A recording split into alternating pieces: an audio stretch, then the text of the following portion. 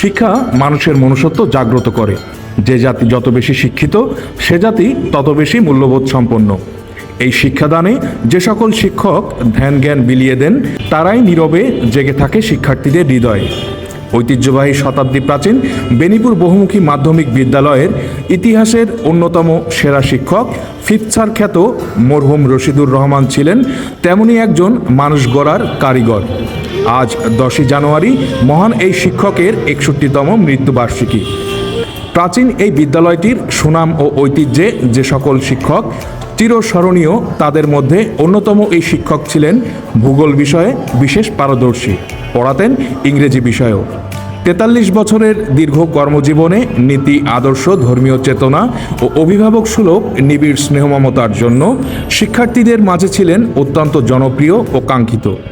তৎকালীন কুষ্টিয়ার হাই স্কুলে পড়ুয়া এই গুণী শিক্ষকের পারিবারিক ইতিহাস অত্যন্ত সমৃদ্ধ। বড় ভাই ছিলেন তৎকালীন অবিভক্ত বাংলার কলকাতা প্রদেশের জেলা জজ। গুণী এই শিক্ষক পড়েছেন কলকাতা সেন্ট জেভিয়ার্স কলেজের মতো বিখ্যাত প্রতিষ্ঠানে।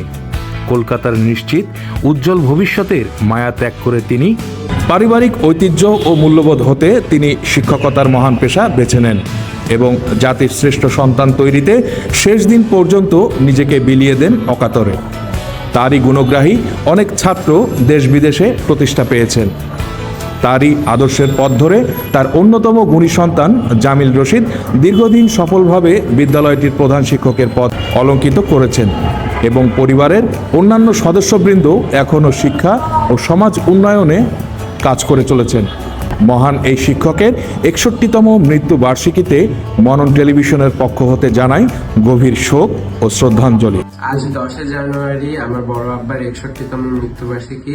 আমরা দোয়া করি যাতে আমার বড় আব্বাকে আল্লাহ জান্নাত দান করেন। আমি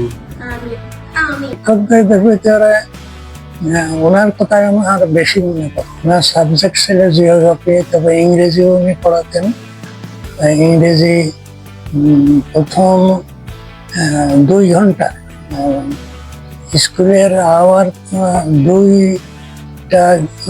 দুইটা ঘন্টায় তিনি একসাথে করতেন। 1 ঘন্টায় না, 2 ঘন্টায় উনি ইংরেজি পড়াতেন। আমাকে খুবই আদর করতেন। একদিন কেবল মনে পড়ে যে কোনো একটা অপরাধের জন্য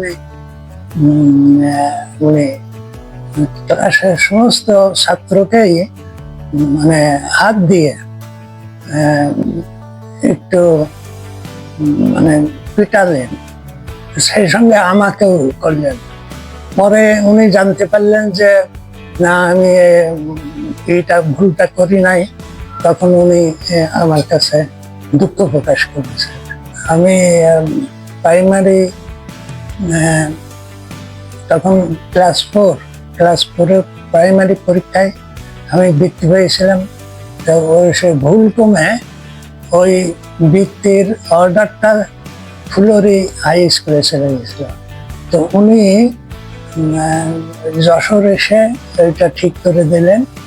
তারপরে সাইকেল, তখন যাতায়াত ছিল তো পায়ে হেঁটে অথবা সাইকেলে।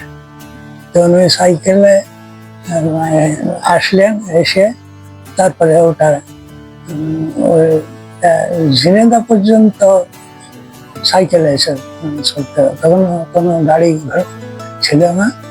তো উনি আমার সেই বৃত্তির অর্ডারটা এই বেনীপুর হাই স্কুলে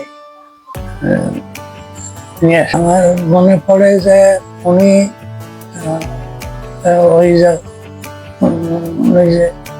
যখন আমার ওই অর্ডারটা নিয়ে আসলেন, তখন আমি তাকে, উনি আমার বাড়ির কয়েকটি ডাব তাকে এনে দিয়েছিলাম। উনি খুব খুশি হয়েছে। প্রার্থনা করি আল্লাহ যেন তাকে বেহেশতে নসিব করেন।